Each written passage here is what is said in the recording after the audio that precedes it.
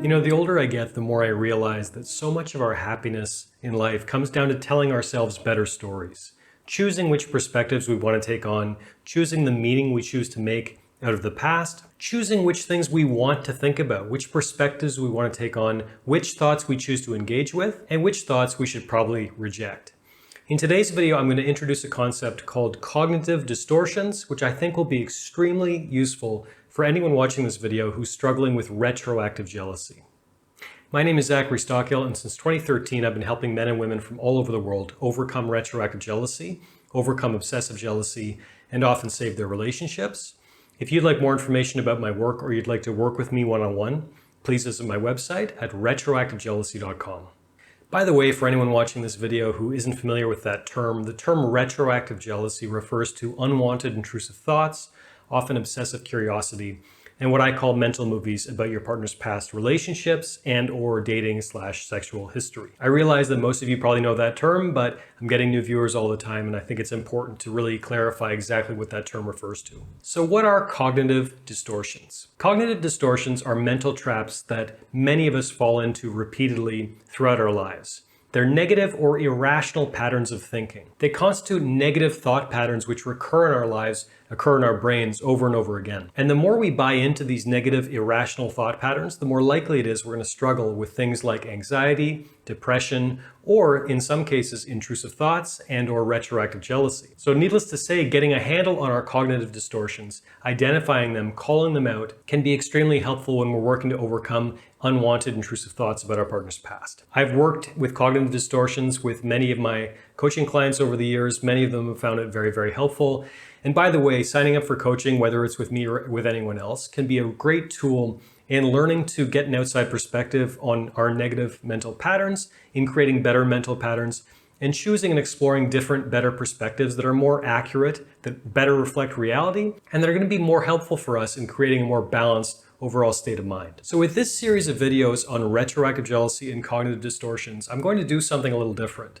Basically, I want to produce a series of short videos outlining each of these cognitive distortions in detail, in the hope that this will help you better call them out in your own life, in the hope that after you watch one of these videos, you'll be able to pick up on this negative pattern of thinking throughout your day, throughout your week, and eventually if you put all this together, they can make a big impact in beating retroactive jealousy. So what are the exact cognitive distortions?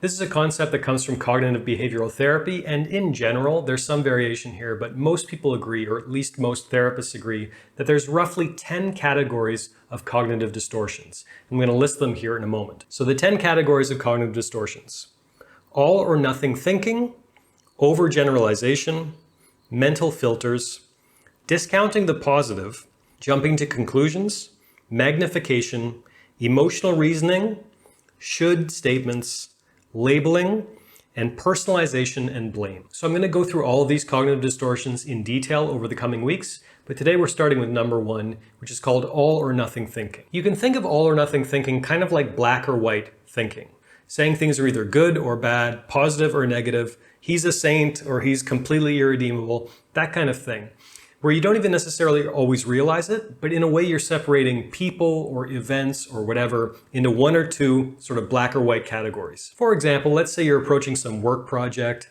and in general you have a pretty good track record of a good history of performing good work. You make one error and you start telling yourself, I'm a complete failure, I can't do this, I don't have the ability, and on and on and on. You're making a massive, massive assumption based on one little tiny moment that doesn't necessarily reflect the whole picture, doesn't necessarily reflect the overall reality of the situation. I see all or nothing thinking all the time among retroactive jealousy sufferers, particularly men. I think some women do this, but I see this more often among men, where they're kind of looking at their partner as either the Madonna, the kind of virginal, pure, matriarchal, wholesome feminine figure, or they're calling her a whore, or they're looking at her as a whore, as in she's completely sex obsessed and I can't trust her and look at all this casual sex she's had, etc., etc. You can Google the Madonna whore complex. This is a concept introduced, I believe, by Dr. Sigmund Freud well over 100 years ago. Many retroactive jealousy sufferers struggle with the Madonna whore complex, where on some level, often due to some kind of childhood conditioning,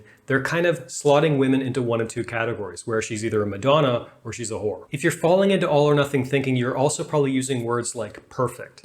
I want the perfect partner with a perfect past, or I want a perfect relationship, or if my partner hadn't done X, things would be perfect. She'd have a perfect past. And as I say endlessly on this channel, you're probably sick to death of hearing me say it, but I'm not going to stop saying it. There is no such thing as perfection, so stop looking. And if you go looking for perfection in people, in relationships, in human beings, you're going to drive yourself and others absolutely crazy. If you find yourself throwing labels on people very quickly as well, this can also be an example of all or nothing thinking. For example, he's a jerk, or she's this, or he's that. When you kind of sum up an entire person based on one interaction or one event from their past maybe, or 6 months from their past, you're kind of drawing all these conclusions based on a tiny sliver of who someone is, and you're throwing an all-encompassing label on them. So as a retroactive jealousy sufferer, I would ask you, where or how are you falling victim to all or nothing thinking in your relationship? Where are you falling victim to all or nothing thinking in relation to your retroactive jealousy?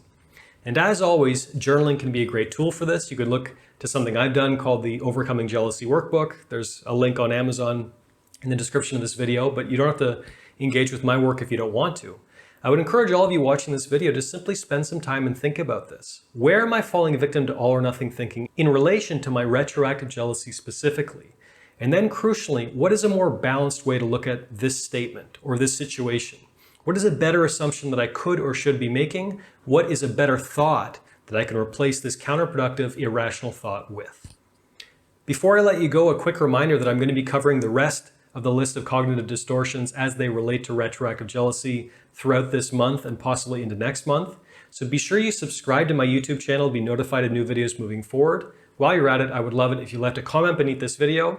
Tell me your thoughts. Where are you falling victim to all or nothing thinking with regards to retroactive jealousy or just in general in your life? I'd love to hear from you, so be sure to leave a comment. While you're at it, please hit the like button below to let me know if you appreciate this kind of content and if you'd like more. Thanks again for watching, and I'll talk to you soon.